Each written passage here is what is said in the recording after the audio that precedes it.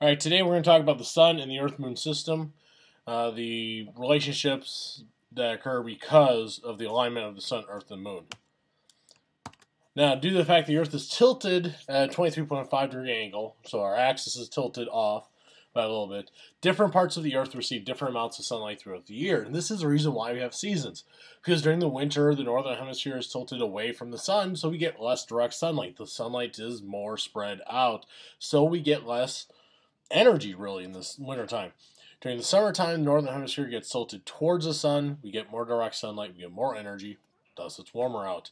Now you gotta remember that when it's summer in the northern hemisphere, it's winter in the southern hemisphere. Because if the northern hemisphere is tilted towards the sun, the southern hemisphere is now tilted away.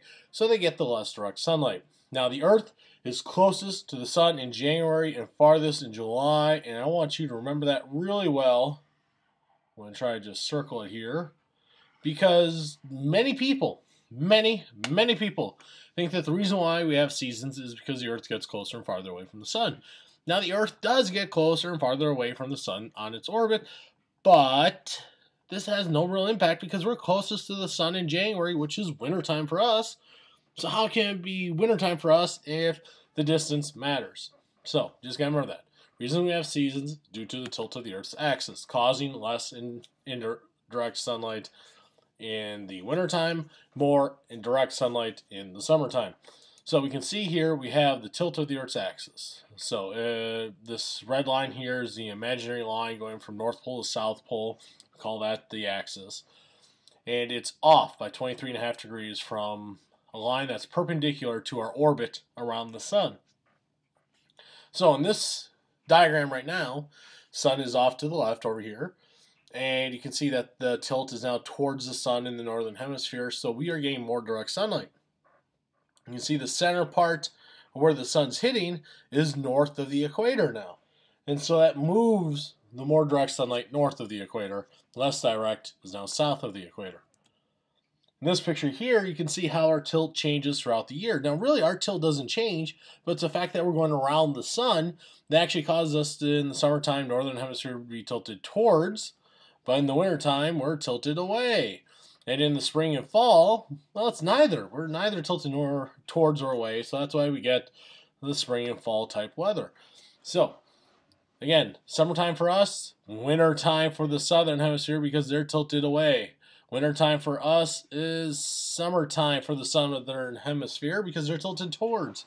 So, the tilt of the Earth's axis causes less direct sunlight and more direct sunlight as we move around the sun throughout the year. That's why we have seasons. Now, another thing that happens because of our motion around the sun is a solar eclipse. A solar eclipse occurs when the moon blocks out light from the sun from reaching the surface of the Earth. Solar eclipse can only occur during a new moon phase. That's an important thing to remember right here. So remember that. And the shadow cast by the moon is so small on Earth that only a few places get to see the total eclipse. So if we think about the whole Earth here, we're talking about a shadow that's kind of small. And it's going to move across the planet, as we move on our orbit.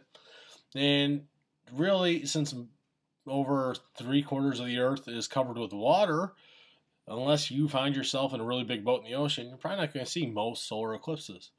So we do pay attention when they happen because they are fun to see. Now, during a solar eclipse, this is what we'll see. The corona, remember the outside part of the sun, we'll see that, so the corona. And we'll see loops and stuff like here, which occur in the chromosphere, so remembering layers of the sun. It blocks out, of course, the surface of the sun, which is called the photosphere. Now, the interesting thing is actually that the moon has been closer to us in the past. It's moving farther away from us now, and we know this because we put mirrors up on the moon during one of our moon landings, and we keep shooting laser at it to figure out how far away it is.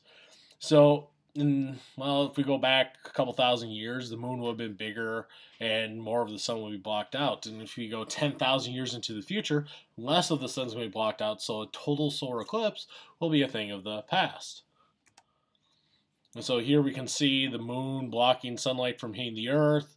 We see, of course, our own shadow going backwards.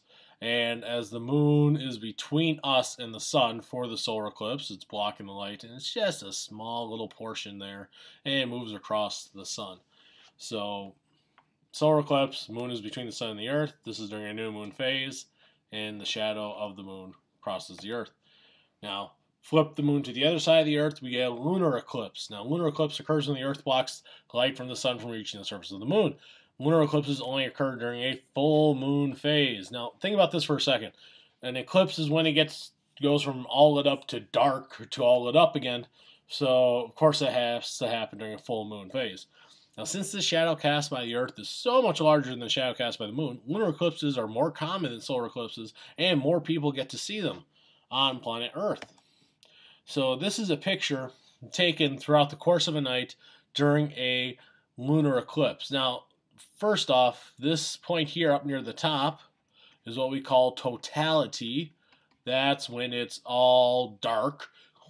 And this lunar eclipse process can take pretty much the whole night. Whereas a solar eclipse is only a couple of minutes. So a lunar eclipse happens longer, so they're more common. And you can see how it's not totally blackened. And the reason for that is that some light is passing through the Earth's atmosphere and getting bent by the atmosphere. And so the red light from the sun still hits the moon and reflects back to Earth. So actually during a total lunar eclipse, the moon will look oftentimes blood red. And this has really caused bad omens for people in the past who put a lot of mythology into, well, eclipses. So again, basic setup. Here's the sun over here. The sun shadow cast by the earth is a lot bigger than the moon. Moon comes into the shadow. When it's starting to get dark, it's in the penumbra. So this is just getting darkened, whereas the umbra is where it's totally dark, or in this case, really a little bit red, because some of that sunlight is going to get bent a little bit as it passes through our atmosphere. So it still will hit it. Now, another thing that happens between gravitational interactions between the sun, the earth, and the moon are tides. This is caused by gravity pulling on the water on the earth's surface. Now, tides are the rise and fall of ocean water that occurs about every 12.5 hours or so. The water rises for about 6 hours and then falls for 6 hours. So if you're on the shoreline of a coast, and let's say this is the beach, you might find at high tide the water is all the way up here, but at low tide the water is all the way down here. So the water is moving because of the gravitational pull caused by the sun and the moon on the earth. A little animation kind of going through the different setups. You can see that when the sun and the moon are all lined up in a straight line, we get the greatest pull in that direction. So that's going to cause the greatest high tides and the greatest low tides.